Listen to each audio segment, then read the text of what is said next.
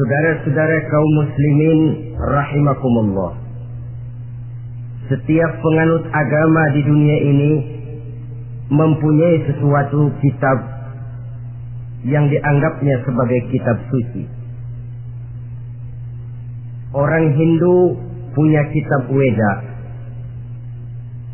Orang Buddha punya kitab Tripitaka.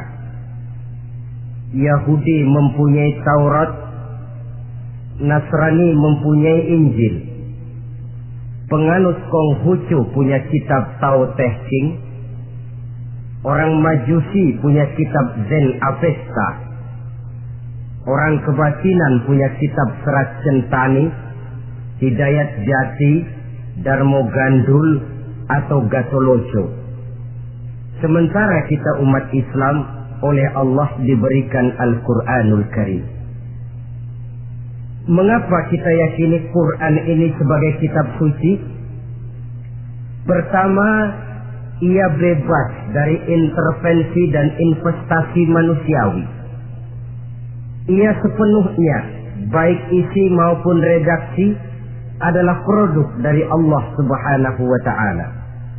Kita yakini Quran kitab suci karena sampai hari ini belum ada seorang pun yang sanggup membuat seperti itu. Suatu kitab hanya dinamakan suci kalau dia bersih dari investasi dan intervensi manusia. Al-Quran ini sejak turunnya 14 abad yang lalu telah menantang. Wa in kuntum fi raibin mimma nazzalna ala abdina fa'tu bi suratin min misli. Apabila kamu ragu-ragu terhadap kebenaran Quran yang kami turunkan kepada hamba kami Muhammad, atau kamu menyangka Quran itu cuma bikinan Muhammad saja, cobalah kamu buat satu surah saja semacam Al-Quran. Apabila kamu tidak mampu melakukannya seorang diri, wada'u syuhada'akum, ajak seluruh teman-temanmu. Sejak tantangan ini turun 14 abad yang lalu, sampai hari ini tidak seorang pun yang sanggup membuat satu surah saja semacam Al-Quranul Karim. Barangkali belum pernah ada yang coba-coba. Sudah. Di antaranya apa yang dilakukan oleh Musailamah Al-Kadzab. Dia mencoba membuat satu surah semacam Al-Quran yang kalimatnya sudah berbentuk bait-bait syair, tapi isinya jauh panggang daripada api. Yang kedua, kita yakini Quran sebagai kitab suci karena isi dan ajarannya sesuai dengan fitrah manusia. Suatu kitab dinamakan suci kalau ajarannya sejalan dengan fitrah manusia. Misalnya, manusia secara fitrah, kalau dia laki-laki normal nafsu kepada perempuan, itu fitrah. Perempuan suka kepada laki-laki, itu fitrah.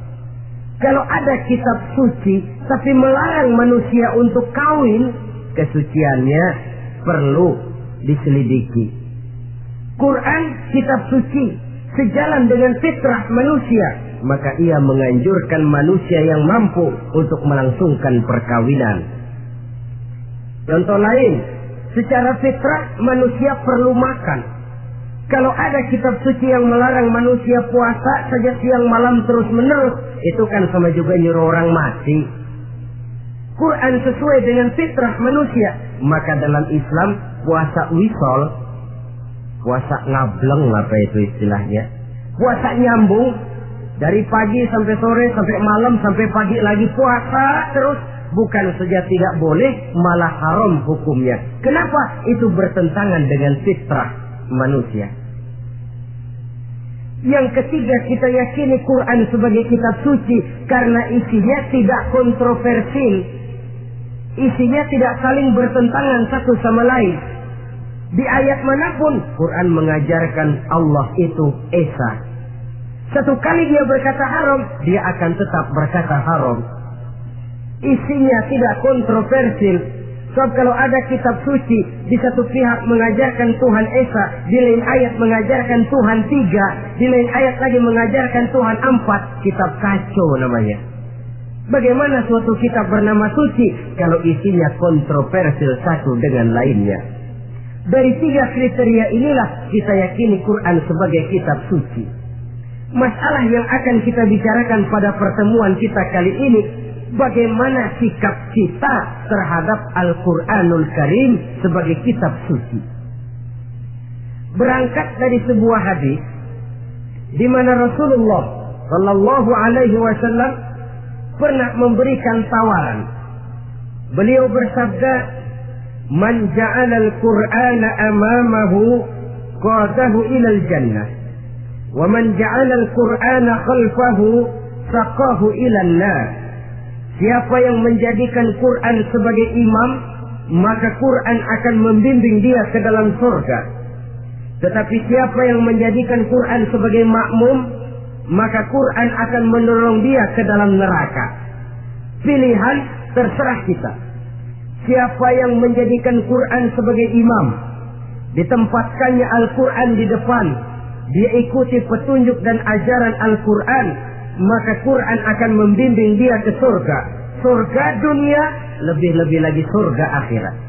Tetapi sebaliknya, siapa yang menempatkan Quran di belakangnya, dia belakangi Al-Quran, dia belakangi perintah dan ajaran-ajaran Al-Quran, dia perturutkan hawa nafsunya dalam kehidupan ini, maka Quran akan mendorong dia ke dalam neraka. Ya, neraka dunia, lebih-lebih lagi neraka akhirat. Pilihan terserah kita. Saya mau tanya, kira-kira Quran dalam hidup kita jadi imam apa jadi makmum? Imam apa makmum? Kalau Quran jadi imam, artinya kita umat Islam jadi makmum. Resiko dan logika tentu, makmum harus ngikuti imam. Imam takbir, makmum takbir. Imam ruku, makmum ruku. Imam sujud, makmum sujud. Imam tahiyat, makmum tahiyat. Itu namanya Quran jadi imam, kita jadi makmum. Artinya dalam terjemahannya pada kehidupan, kalau merah kata Quran, merah kita kata. Hijau kata Quran, hijau kita bilang. Ke barat kata Quran, ke barat kita pergi. Ke timur kata Quran, ke timur kita berangkat. Halal kata Quran, halal kata kita. Haram kata Quran, haram kita bilang. Itu Quran imam, kita makmum. Nyatanya kadang-kadang kontras. Nyatanya kadang-kadang paradoks. Merah kata Quran, hijau dong kata kita. Halal kata Quran, remeng-remeng kata kita. Ke barat kata Quran, ke timur kita pergi. Dalam praktek kita mau jadi makmum, Quran kita suruh jadi imam. Kita sesuaikan Quran dengan selera kita. Mana-mana ayat yang menguntungkan, mana ayat yang sesuai dengan mau kita, itu yang kita baca kuat-kuat. Itu yang kita canangkan ke tengah masyarakat ramai. Tapi manakala Quran itu bertentangan dengan nafsu kita, bertentangan dengan gaya dan kepribadian kita umpetin itu Quran. Kalau kita cuma umpetin lumayan, kadang-kadang kita tuduh Quran ketinggalan zaman. Kita anggap Quran tidak relevan lagi dengan situasi dan kondisi. Kalau sudah begitu, sudah menyeberang terlalu jauh namanya. Saudara-saudara kaum muslimin rahimakumullah. Inilah makna hadis Nabi yang diriwayatkan dari Imam Ali bin Abi Thalib, bersabda Rasul, "Man qara'al Qur'ana fastazharahu wa ahalla halalahu wa harrama haramahu adkhalahul jannah." Barang siapa yang membaca Al-Quran lalu memperhatikannya, kemudian menghalalkan yang halal dan mengharamkan yang haram, maka Allah akan memasukkan orang itu ke dalam surga. Ya surga dunia, ya surga akhirat. Apabila kita renungi hadis ini, maka untuk berimam kepada Al-Quran ada 3 jalan utama yang harus kita laksanakan.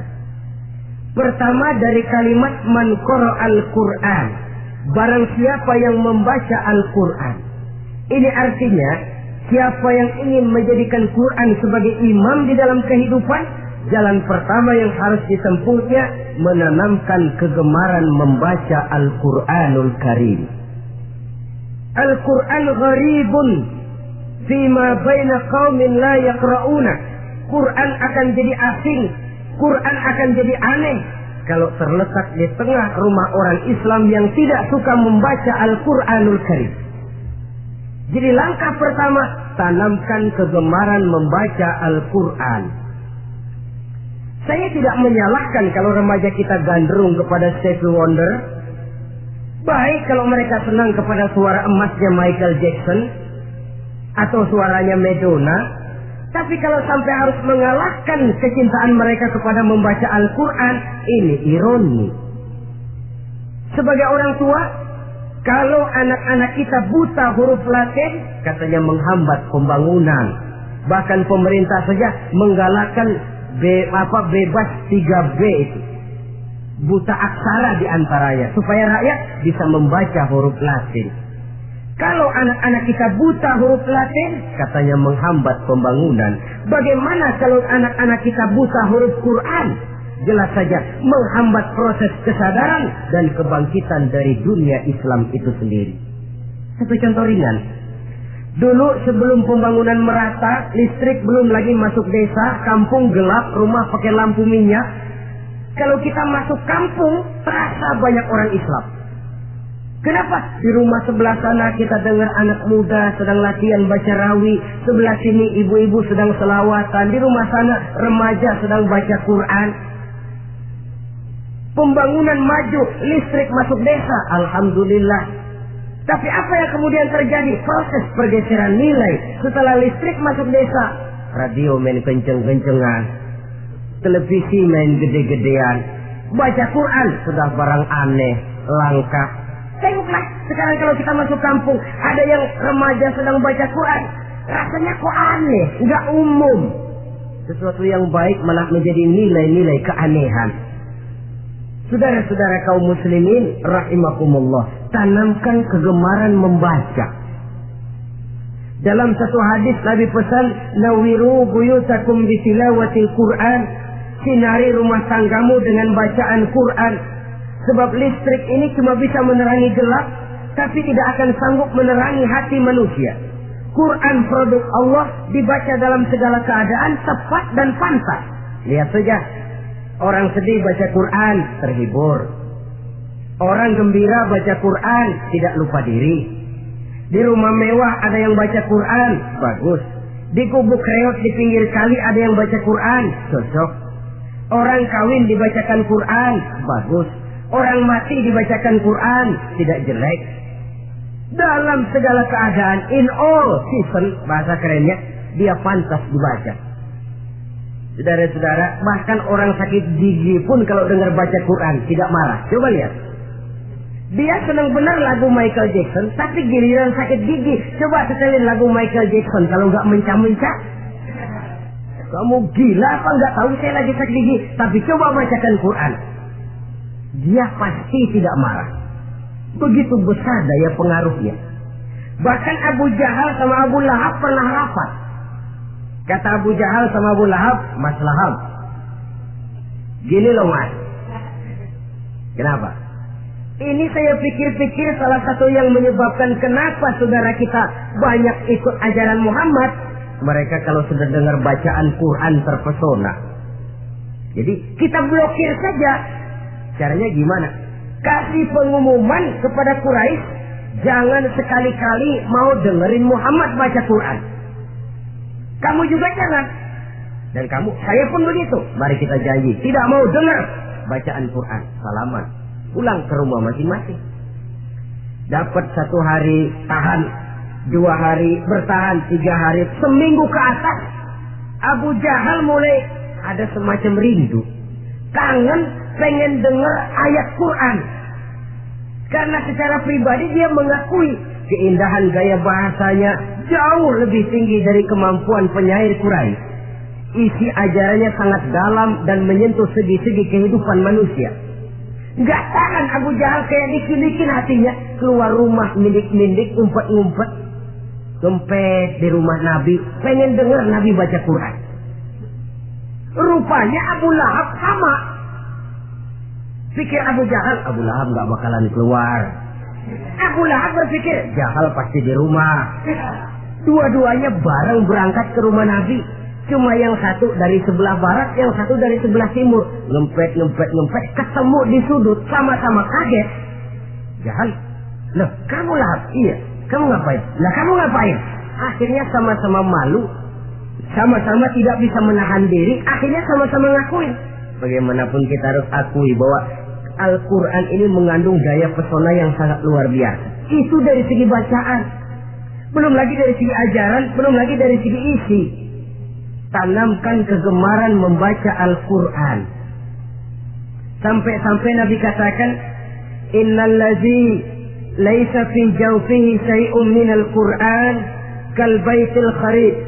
Orang yang dari tenggorokannya belum pernah keluar ayat Quran barang sepotong pun, belum pernah ngaji barang seayat pun, itu orang kata Nabi kal baitil kharib, kayak rumah kosong.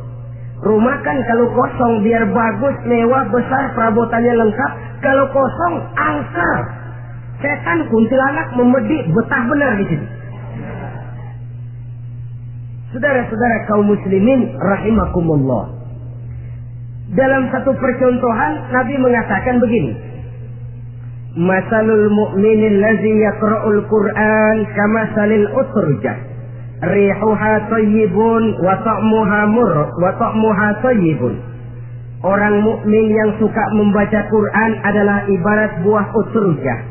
Baunya wangi, rasanya lezat. Kira-kira kalau di negeri kita buah apa utrujah? Semacam jeruk yang manis lah. Sudah baunya wangi, rasanya enak. Itu buah. Orang mukmin yang suka baca Quran kayak buah itu. Baunya wangi, rasanya enak. Artinya syiarnya hidup, isinya memang orang mukmin. Sebaliknya, wa masalul mu'minil ladzi la yaqra'ul Qur'an kamasalit tamrah la riha laha wa ta'muha hulwun. Orang mukmin yang tidak suka baca Quran kayak korma. Rasanya emang manis, cuman kagak ada baunya. Artinya apa? Syiarnya kurang. Kalau orang belum tapi kenal kan kagak mau makan korma. Kenapa? Nggak ada baunya. Daya tariknya kurang, walaupun rasanya enak. Kalau daya tariknya nggak ada, kan nggak ada iklannya, tidak ada syiarnya. Itu orang mukmin yang tidak suka membaca Quran. Ibarat buah, nggak ada baunya, walaupun rasanya enak. Orang kurang tergerak, kurang syiar, kurang daya tarik. Sebaliknya, wa masalul munafiq allazi yaqra'ul Qur'an kamasalir raihanah rihuha thayyibun wa ta'muha murrun. Orang munafik yang suka baca Quran seperti buah raihanah. Apa itu? Baunya wangi, rasanya pahit. Orang munafik baca Quran kayak buah itu. Baunya sih enak, cuman rasanya pahit. Ya munafik baca Quran. Syiarnya sih lumayan, daya tariknya hebat, isinya munafik. Nah, paling jelek orang munafik yang nggak suka baca Quran. Wa masalul munafiqil ladzi la yaqra'ul Qur'an kamasalil hanzalah laisa laha rihun wa ta'muha murrun. Orang munafik yang tidak suka baca Quran seperti buah hanzalah, sudah enggak ada baunya, rasanya pahit lagi. Kalau buah pacek kali. Udah baunya kagak ada, kalau dimakan bikin orang celeng. Saudara-saudara kaum muslimin rahimakumullah, tanamkan kegemaran membaca Al-Quran, karena membaca Al-Quran merupakan ibadah yang besar. Bahkan kata Nabi, afdalu ibadati abdi qiraatul Quran.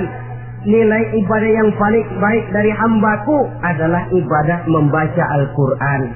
Dalam sholat pahalanya lebih besar di luar sholat daripada di luar sholat. Dengan wudu pahalanya lebih besar daripada tanpa wudu. Mengerti pahalanya lebih besar daripada tidak mengerti. Tapi tidak mengerti pun jangankan membaca, mendengar saja orang baca Quran dengan baik sudah didoakan untuk mendapat rahmat. Berpahala mendengar bacaan Al-Quran walaupun tidak mengerti. Apalagi membaca sendiri, apalagi mengerti apa yang kita baca, tentu pahala itu akan jauh lebih besar. Ini yang pertama. tanamkan kegemaran membaca Al-Quranul Karim. Yang kedua,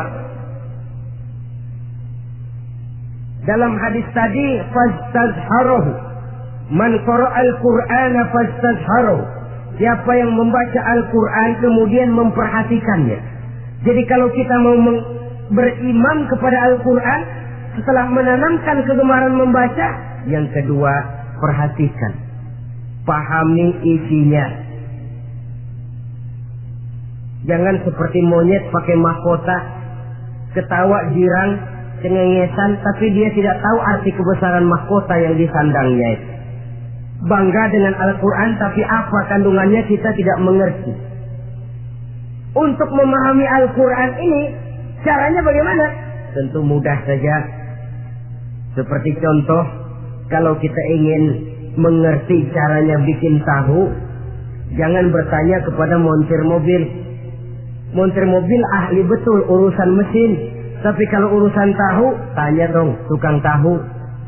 Untuk mengerti rahasia dan seluk-beluk Al-Quran, kita harus bertanya kepada orang yang memahami seluk-beluk Al-Quran, para ulama, para kiai, para ustadz, yang kita tahu kualitas keilmuannya, kita yakini loyalitas dan integritasnya kepada Islam ini.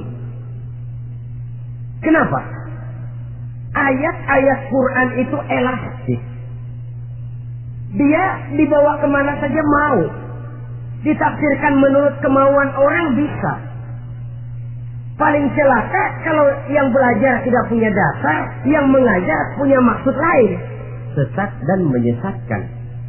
Yang ngajar punya nafsu ambisi, yang belajar tikus budeg, yang memang tidak punya dasar apa-apa. Sekali belajar langsung tafsir. Cara wudhu yang baik saja belum ngerti, cara rukuk dan sujud yang baik saja belum bisa, yang membatalkan sholat apa ndak bisa, ndak ngerti. Sekali langsung, enggak, supaya kita langsung saja belajar langsung Al-Quranul Karim. Tidak jelek, cuma akan lebih baik kalau sebelumnya ada unsur penunjang dari nilai-nilai keilmuan dalam Islam ini. Disinilah perlunya menghidupkan majelis-majelis taklim. Sebab kalau Al-Quran hanya dipahami dan dikutak-kutik menurut maunya rasio saja, kekuatan rasio terbatas. Saya akan khawatir nantinya akan timbul pendapat-pendapat di mana Al-Quran disesuaikan dengan otak. Bukan otak ngikuti Quran, tapi Quran disuruh ngikuti otak. Contoh yang dekat saja. Kalau saudara ngukur kayu pakai meteran, itu kira-kira meteran ikut kayu, apa kayu ikut meteran? Ayo, kira-kira kayu ikut meteran, apa meteran ikut kayu? Meteran ikut kayu. Bagus. Kalau meteran ikut kayu, artinya nggak ada meteran benar di dunia ini. Kayunya kependekan, meterannya dipotong. Dan begitu loh, meteran ikut kayu namanya. Bukan meteran ikut kayu, tapi kayu yang harus ikut meteran. Otak harus ikut wahyu. Jangan wahyu disuruh ikut otak. Manusia ikut Quran, jangan Quran disuruh ikut manusia. Dan kaum orientalis, orang barat di luar Islam yang mendalami, mempelajari Islam dengan tujuan mencari kelemahan Islam untuk menghantam umat Islam, itu sengaja mencari ayat-ayat yang mereka kumpulkan untuk menghantam umat Islam, supaya mereka meragukan Qurannya untuk kemudian pada suatu saat meninggalkan Quran sama sekali.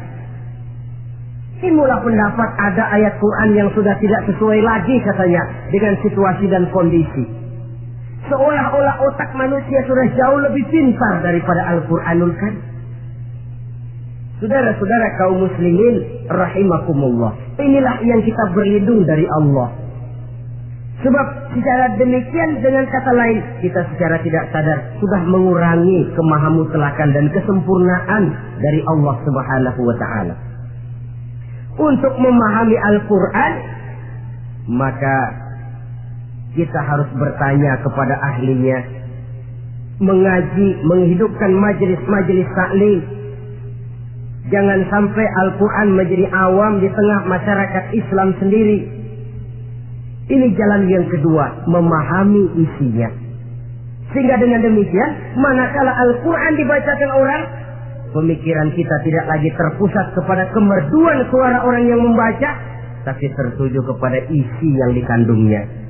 Sehingga dalam kondisi semacam itu, boleh jadi tiap kali dibacakan Al-Quran, nilai iman makin tambah. Kita dengar orang baca, Alam taro kaifa fa'ala rabbuka bi ashabil fil. Terbayang oleh kita bagaimana Raja Abrahat dengan pasukannya mau menghancurkan Ka'bah. Bagi Allah cukup menurunkan burung ababil, hancur lebur Abrahat, raja besar dengan seluruh pasukan gajahnya, berantakan dibuatnya cuma dengan burung ababil. Allah Maha Besar, Allah Maha Kuasa. Tambah iman. Kalau tidak, ya seperti yang banyak terjadi. Quran menceritakan azab, kita malah kesenangan. Walakum azabun alim, kamu akan mendapat azab yang pedih. Kita teriak di pojokan, toyib, toyib. Allah, alhamdulillah. Digambarkan azab malah baik-baik. Bahwa kita suka, kita gemar kepada bacaan Quran dengan suara yang merdu, alhamdulillah. Akan lebih baik lagi kalau kita mengerti apa yang dibacanya. Sebab perintah membaca tersirat makna perintah untuk memahami. Perintah memahami tersirat makna untuk mengamalkan. Dengan kata lain, kita hanya bisa mengamalkan Quran dengan baik kalau kita mengerti isinya. Kita hanya bisa mengerti isinya kalau kita rajin membacanya. Baik membaca yang tersirat, baik membaca yang tersurat dengan petunjuk para alim ulama, para kiai, dan orang-orang yang ahli di bidang itu. Saudara-saudara kaum muslimin rahimakumullah, inilah jalan kedua. Upayakan memahami isinya. Hidupkan kajian-kajian agama, hidupkan majelis-majelis taklim. Jangan sampai Al-Quran asing di hati kita sendiri. Jangan sampai kita awam terhadap makna kandungan dan ajaran Al-Quran, sementara kita yakini bahwa dialah yang akan bisa membimbing kita menuju kebahagiaan sejak dari dunia sampai ke akhirat nanti.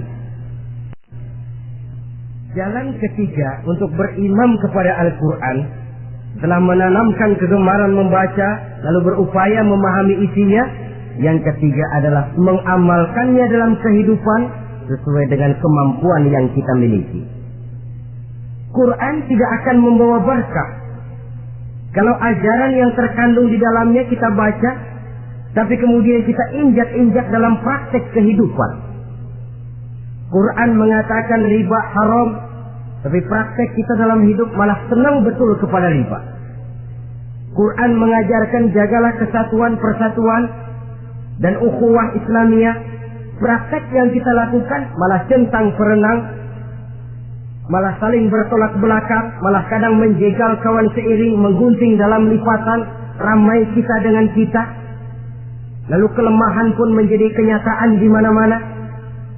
Quran sekali lagi tidak akan membawa berkah kalau yang kita baca kita injak-injak. Tentang pengamalan Al-Quran ini, Allah Subhanahu wa ta'ala mengklasifikasi manusia dalam firman-Nya, Tsumma awrasnal kitabal ladzina astafaina min ibadina. Kemudian kami wariskan Al-Quran ini kepada hamba-hamba kami yang kami pilih. Ya Allah, coba saja kita lihat ayat ini. Quran kitab pilihan diberikan kepada umat pilihan, yaitu kita-kita ini.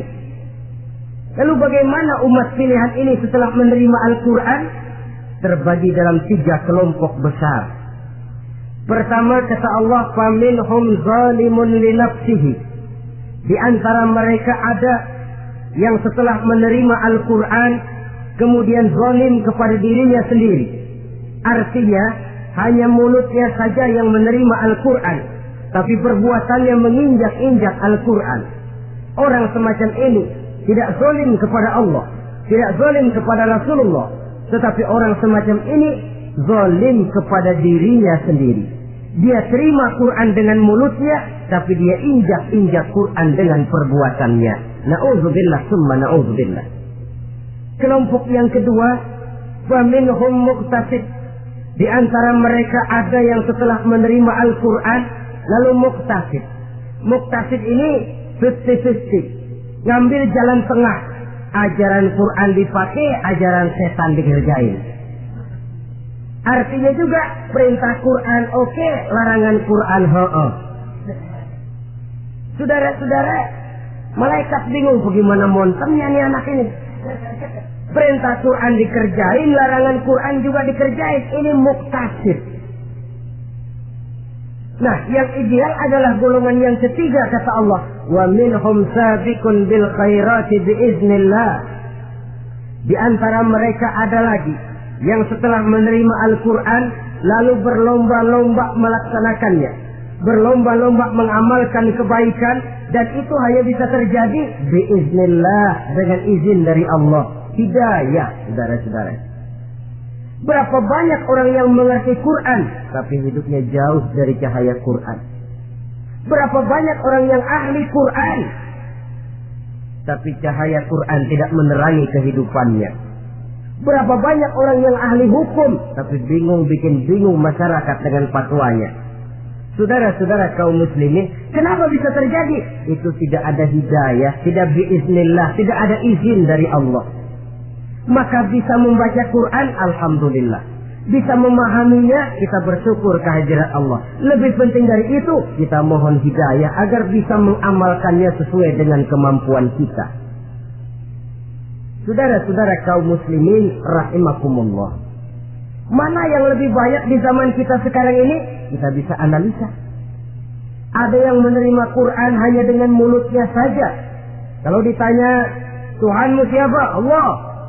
Kiblatmu mana? Ka'bah. Saudaramu siapa? Umat Islam. Kitab sucimu apa? Quran. Kamu bisa baca? Enggak. Ya, kalau cuma tidak bisa baca, barangkali kadang-kadang Quran saja pun tidak punya. Ini yang ironi, ini yang menyedihkan. Saudara-saudara kaum muslimin rahimakumullah, tanpa melaksanakan konsepsi Al-Quran di dalam kehidupan, maka kesenangan kita membacanya, pengertian kita tentang Al-Quran, barangkali tidak akan bisa berbuat terlalu banyak di dalam kehidupan. Maka sekarang ini sudah ada terjemahan Quran dalam bahasa Indonesia, dalam bahasa daerah, dalam bahasa Inggris, Belanda, bahkan Jerman, yang masih harus terus dan selalu ditingkatkan terjemahan Quran di dalam kehidupan. Dengan kata lain, kita umat Islam menunggal dengan Quran kita. Jangan cuma jadi kebanggaan Islam tinggi, tidak ada yang lebih tinggi dari Islam. Quran kitab suci, tidak ada yang bisa menandinginya. Qurannya, tapi umatnya, kadang-kadang kita ini jauh panggang daripada api. Kita bersyukur musabaqah tilawatil Quran dihidupkan dengan biaya bermiliar rupiah, sejak dari tingkat kelurahan, kecamatan, wali kota, provinsi sampai kepada tingkat nasional, untuk menanamkan kegemaran membaca Quran. Setelah itu hendaknya diadakan peningkatan dengan upaya memahaminya, sehingga pada suatu saat boleh kita adakan musabaqah pengamalan Quran. Hadiahnya sudah langsung dari Allah sendiri. Ini yang kita perlu berlomba mengamalkan ajaran Quran. Sabiqun bil khairat, berlomba mengamalkan ajaran-ajaran Al-Quranul Karim. Nah, oleh karena Al-Quran ini dalam bentuknya yang umum kadang-kadang hanya menjelaskan satu persoalan secara global, kita memerlukan tuntunan sunnah dari Rasulullah Sallallahu Alaihi Wasallam. Umpamanya, Quran hanya mengajarkan aqimis sholat, dirikan sholat. Caranya bagaimana? Tidak ada cara sholat dalam Quran. Dari mana kita tahu cara sholat? Dari sunnah. Itu sebabnya selain Al-Quran sebagai sumber utama, kita memerlukan sunnah. Bahwa sholat pakai takbiratul ihram di Quran tidak ada. Bahwa sholat pakai tahiyat dalam Quran tidak ada. Jadi kalau orang cuma Quran saja, tidak ada sunnah itu, ya bagaimana kita bisa sholat? Quran cuma mengatakan wa atimul hajja wal umrata lillah, laksanakan haji dan umrah karena Allah. Bagaimana manasik haji? Bagaimana cara sa'i? Bagaimana cara wukuf? Bagaimana cara melontar? Tidak ada dalam Quran. Yang memuat itu tidak lain sunnah. Untuk memahami Quran dan sunnah ini, kita memerlukan orang yang menguasai Quran dan sunnah. Oleh karena itu, kita perlu petunjuk kepada para ulama. Itu sebabnya Quran sendiri mengatakan, wa in tanaza'tum fi syai'in farudduhu ila Allahi wa rasulih. Apabila kamu berbeda pendapat tentang suatu persoalan, kembalikan kepada Allah dan Rasulnya. Kembalikan kepada Allah artinya kembalikan kepada Quran. Kembalikan kepada Rasul maksudnya kembalikan kepada sunnah. Siapa yang mengerti Quran dan sunnah? Para ulama yang kualitas ilmunya kita yakini, loyalitas dan kredibilitas serta integritas keislamannya bisa menjadi panutan. Saudara-saudara kaum muslimin rahimakumullah. Dengan demikian, kalau orang berkata langsung saja memahami Quran, sekarang ini sudah banyak terjemahannya, tidak usah lewat ulama-ulamaan. Saya tidak mencela, cuma agak mengkhawatirkan. Kalau dia memahami Quran cuma sekedar lewat terjemahannya saja, sangat mungkin jadi dia bisa salah paham. Kita memerlukan bantuan sunnah, kita memerlukan petunjuk para ulama yang menguasai di bidang itu. Kembalikan kepada Quran dan sunnah, artinya bertanya kepada orang yang memahami Quran dan sunnah. Nah, dengan begitu kan akan terjadi perbedaan pendapat. Perbedaan pendapat sesuatu yang halal sepanjang tidak menyebabkan kita berpecah belah. Halal berbeda pendapat, asal diletakkan pada proporsinya. Apalagi kalau perbedaan pendapat itu cuma masalah teknis, bukan masalah prinsip. Kenapa tidak pulang saja kepada tuntunan Quran? Lana a'maluna wa lakum a'malukum. Kami akan mengamalkan amalan yang kami yakini benarnya. Saudara persilakan mengamalkan amalan yang saudara yakini benarnya. Sama-sama punya alasan, sama-sama punya dalil. Tidak usah saling menyalahkan. Tidak usah saling mengklaim merasa yang paling benar, orang lain salah semua. Kemukakan argumen, jangan sentimen. Harus dengan semangat mencari kebenaran, bukan untuk mencapai kemenangan. Kalau sentimen lebih penting dari argumen, kalau kemenangan lebih diutamakan dari mencari kebenaran, yang berlaku kadang-kadang gengsi. Kalau sudah gengsi, yang bicara emosi. Kalau sudah emosi, istilah kita di kampung ngambek. Gedean ilmunya sama ambeknya. Kadang-kadang, saya kalau nggak jadi imam nggak mau sembahyang di situ. Kalau nggak jadi imam, orang lain dianggapnya kagak sah sembahyangnya. Oh pokoknya kalau nggak ngaji sama saya Islamnya kurang benar. Mengklaim. Perbedaan pendapat wajar, halal, asal tidak menyebabkan kita berpecah belah. Dan sewajarnya kita lebih berusaha mencari titik pertemuan, memperbesar persamaan dan bukan mengutak-utik perbedaan. Kadang-kadang inilah penyakit kita nih. Satu kunut, satu tidak sembahyang subuhnya, bisa RT. Satu usoli, satu tidak, bisa RW.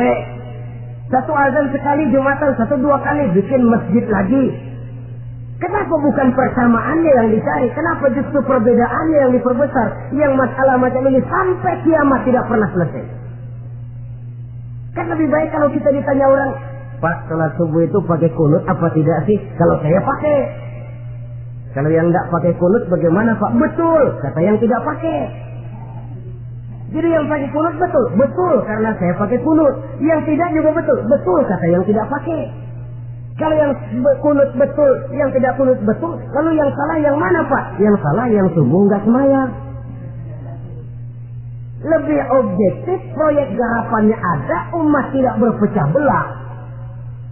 Yang konyol kadang-kadang khutbah Jumat pakai membongkar khilafiyah, menghantam tahlil, menghantam kunut. Selesai sembahyang Jumat, apa yang terjadi? Umat resah, masyarakat gelisah, polemik timbul, masalah tidak terselesaikan. Oh, orang jadi khotib itu raja dalam mimbar Jumat, siapa yang mau bantah dia? Kalau memang mau buka itu persoalan khilafiyah, buka dalam forum khusus. adakan pengajian, jelaskan masalahnya secara luas, mendasar. Jangan mengklaim dan memvonis. Berikan kebebasan kepada umat untuk menilai. Masalahnya selesai, yang tidak puas bisa bertanya. Saudara-saudara, sudah lewat masanya kita meributkan soal itu. Sudah datang waktunya di mana kita lebih mementingkan dan membicarakan masalah-masalah yang lebih mendesak dihadapi oleh umat. Kemiskinan misalnya, kebodohan misalnya, keterbelakangan umpamanya. Peluang untuk mendapatkan pendidikan yang layak bagi anak-anak kita yang berotak cerdas tapi tidak punya kemampuan ekonomi umpamanya. Itu akan lebih objektif ketimbang kita membicarakan masalah-masalah yang sampai kiamat tidak akan pernah selesai. Yang hanya akan menyebabkan kita menjadi lemah, persatuan koyak, solidaritas sosial lalu menurun, saling curiga menjadi tumbuh karenanya, dan pada akhirnya kita tidak akan pernah bisa berbuat banyak. Untung kalau tidak menjadi tertawaan bagi orang yang berdiri di luar pagar. Saudara-saudara kaum muslimin rahimakumullah. Sekali lagi, Al-Quran tidak akan membawa berkah kalau yang kita baca kita injak-injak. Oleh karenanya, untuk berimam kepada Quran ini, sekali lagi pertama, tanamkan kegemaran membaca. Yang kedua, upayakan memahami isinya melalui bimbingan orang yang ahli bidang itu. Yang ketiga, amalkan sesuai dengan kemampuan. Sebab itu ada prinsip, kalau isi suatu hadis nampaknya bertentangan dengan otak, kesohihan hadis itu boleh diperiksa. Tapi kalau ayat Quran nampaknya bertentangan dengan otak, otaknya yang harus diperiksa. Jangan Qurannya lalu disesuaikan dengan otak. Sebab kalau kita sudah berani berteori, ada ayat Quran yang tidak sesuai dengan keadaan. Ayat yang mana? Yang ini. Tahun depan tambah lagi. Tahun depan tambah lagi. Makin lama makin habis Al-Quran itu. Yang perlu diperbarui cara kita memahami Quran. Bukan dengan mengemukakan teori ayat Quran kehilangan relevansi. Cara kita memahami barangkali yang kurang relevan. Dalam situasi, dalam konteksnya dengan situasi dan kondisi. Jangan lupa, Al-Quran ini kan untuk semua umur. Dia bisa dipahami secara filosofis, dia bisa dipahami dengan kacamata orang awam. Tingkat kemampuan berpikir orang tidak semuanya sama. Kalau semua orang kita mau ajak berfilsafat, merenung dalam-dalam, menerawang tinggi-tinggi, ialah buat mereka yang terjangkau oleh perguruan tinggi. Tapi buat saudara-saudara kita, pedagang-pedagang kecil, petani di desa-desa terpencil, remaja-remaja yang jauh dari sentuhan teknologi canggih, sanggupkah mereka berpikir filosofis? Sementara mereka merupakan bagian terbesar dari kondisi umat ini. Saudara-saudara kaum muslimin, oleh karenanya, ditentang membaca, memahami dan mengamalkan, Rasulullah Shallallahu Alaihi Wasallam pernah memberikan sugesti. Beliau bersabda, "In aradtum aisas su'ada," apabila kamu menginginkan kehidupan yang bahagia, hidup seperti hidupnya orang-orang yang bahagia, dan tentu ini keinginan kita semua. Wa mautas syuhada, dan menginginkan mati sebagai matinya para syuhada, para pahlawan pembela agama, orang yang mati syahid. Wah, ini sudah tidak duanya ini. Hidup mulia, mati syahid. Dapat dua-duanya. Wan najata yaumal hasri, dan ingin mendapat keselamatan pada hari hasar, hari pengumpulan manusia di padang mahsyar. Wa zilla yaumal harri, dan mendapat perlindungan dari Allah pada hari yang sangat panas. Wal huda minadh dhalalah, dan mendapat petunjuk dari kesesatan. Ya, ini keinginan semua orang. Kan yang kita cari apa sih? Hidup bahagia. Biar tidak kaya asal bahagia, sudah enak. Lalu apa lagi? Matinya sebagai syahid. Kemudian di hari pengumpulan nanti mendapat keselamatan. Lalu pada saat orang lain kepanasan kita mendapat perlindungan. Kemudian orang lain kebingungan kita mendapat petunjuk. Kalau ini yang diinginkan kata Nabi, resepnya Fa'adimu qiraatal Qur'an, maka lazimkan, biasakan olehmu membaca Quran. Tidak ada terlambat. Idealnya memang dari kecil, sebab lidah kalau sudah kaku berat. Disuruh baca innallaha laghaniyun hamid, lidahnya berat. Innallaha lampuniyun hamid, lampuniyun. Laghaniyun jadi lampuniyun. Lidah itu kalau sudah berat ya memang berat. Disuruh baca ya bani Israel, lidahnya berat. Ya bini Siroil. Jadi ya bini Siroil. Saudara-saudara, idealnya memang dibiasakan dari kecil supaya lidah itu ringan. Kalau tidak ada istilah terlambat. Malu pak, belajar alif-alifan udah gede. Ya jangan alif-alifan, alif beneran. Alif-alifan kapan bisa ya? Alif beneran yang dipelajari. Tidak ada istilah terlambat, tidak ada istilah malu untuk belajar Al-Quran ini. Saudara-saudara kaum muslimin rahimakumullah, ini sugesti untuk menanamkan kegemaran membaca. Lalu sugesti untuk memahaminya, tentu banyak ayat, banyak hadis. Mengapa tidak di antara kamu sekelompok orang yang berangkat untuk memperdalam, memahami agama? Falaula nafaro min kulli firqatin minhum ta'ifatun liyatafaqahu fid din. Di tengah kelompok orang yang berangkat belajar teknologi canggih, di tengah grup orang yang mendalami ekonomi, di tengah kelompok orang yang membidangi hukum, di tengah kelompok orang yang sibuk meneliti ilmu-ilmu kedokteran, mengapa tidak ada kelompok orang yang secara takhasus liyatafaqahu fid din, mendalami agama, mendalami Quran ini? Harus ada. Lalu sugesti untuk mengamalkan Al-Quran kelihatan dari peringatan Allah yang kita bisa temukan pada surah Toha ayat 124 sampai dengan 127. Wa man a'rada an zikri, barang siapa yang berpaling dari peringatanku, kata Allah, barang siapa yang berpaling dari Al-Quran ini, dia terima Al-Quran, dia imani Quran, tapi dia berpaling dari ajarannya, dia injak-injak apa yang seharusnya dia amalkan, dia perturutkan hawa nafsunya, maka kata Allah, fa inna lahu ma'isyatan dhanka, dia akan diberikan satu penghidupan yang sempit. Inna lillahi wa inna ilaihi raji'un. Diberikan hidup yang sempit. Kalau hidup sudah terasa sempit, bagaimanapun luasnya rumah, sempit. Kalau hidup sudah terasa sempit, bagaimanapun banyaknya harta, sumpah. Kalau sudah hidup ini terasa sempit, bagaimanapun luasnya pergaulan, tidak ada tempat kita bertanya, melarikan persoalan, membagi rasa.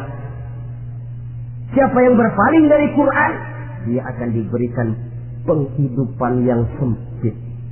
Bukan dagangnya tidak untung, bukan kerjanya tidak digaji, tapi kesempitan hati lebih bahaya loh dari kesempitan ekonomi. Itu di dunia. Di akhirat, wa nahsuruhu yaumal qiyamati a'ma. Di akhirat nanti dia akan dikumpulkan oleh Allah dalam keadaan buta. Ya Allah, ya Rasul. Padahal ke akhirat kita baru tumben. Sekali ke akhirat buta. Masya Allah. Di tempat kita lahir saja, kalau tadinya kita melihat, tahu-tahu menjadi buta, kita bingung. Padahal jalan sudah pernah kita lihat, arah sudah pernah kita tahu. Bagaimana di padang mahsyar nanti? Kemana jalan yang akan ditempuh? Kepada siapa kita hendak bertanya? Mana teman, mana istri, mana anak? Buta pula kita. Satu kesengsaraan yang merupakan puncak kesengsaraan. Dikala itu orang yang semacam tadi protes, Rabbi, lima hasyartani a'ma wa qad kuntu basira. Wahai Allah, kenapa hari ini saya dikumpulkan dalam keadaan buta? Padahal ketika di dunia dulu saya melihat, saya menyaksikan gunung yang menjulang tinggi ke angkasa, saya melihat lautan yang luas terhampar biru membentang, saya saksikan luas tanah, sawah luas menguning, saya saksikan keindahan alam. Di dunia saya melihat Allah. Kenapa sekarang saya dikumpulkan dalam keadaan begini? Protes dia, tidak terima dia. Allah jawab, kadzalika atatka ayatuna fanasitaha. Kata Allah, begitulah memang. Dahulunya waktu di dunia telah datang ayat-ayat kami kepadamu, telah turun Al-Quran, telah datang agama, fanasitaha, tapi kamu lupakan dia. Kamu lupakan Quran, kamu lupakan Islam. Datang ayat, turun Quran, turun agama, kamu belaga pilon, kamu belaga nggak tahu. Wa kadzalikal yauma tunsa, maka hari ini pun begitulah kamu dilupakan. Sebagaimana dulu waktu di dunia kamu telah melupakan ayat-ayatku, melupakan kitabku, melupakan ajaran-ajaranku. Hari ini kamu pun dilupakan. Seolah-olah Tuhan cuma nggak bilang, mereka protes, Tuhan, kenapa saya buta padahal di dunia saya melihat? Kata Tuhan, kalau bahasa kita, lu rasain. Lu sih, kenapa dulu di dunia? Pura-pura nggak lihat. Kenapa waktu di dunia? Pura-pura nggak tahu. Kenapa waktu di dunia? Kamu lupakan Quran. Maka hari ini pun engkau kami lupakan. Wa kadzalikal yauma tunsa. Wa kadzalika najzi man asrafa wa lam yu'min bi ayati rabbih wal 'adzabul akhirati ashaddu wa abqa. Demikianlah kami membalas orang yang berlebih-lebihan, orang yang melampaui batas dan tidak mau beriman kepada ayat-ayat Tuhannya, dan sungguh siksa akhirat itu lebih dahsyat dan lebih kekal. Siksa dunia mungkin kelaparan, kekurangan ekonomi, kekurangan pakaian, tapi berapa hari paling lama seumur manusia? 70 tahun umur kita, ya paling lama begitulah. Tapi siksa akhirat, kesengsaraan akhirat, kesengsaraan neraka, asaddu wa abqa, lebih dahsyat dan lebih kekal.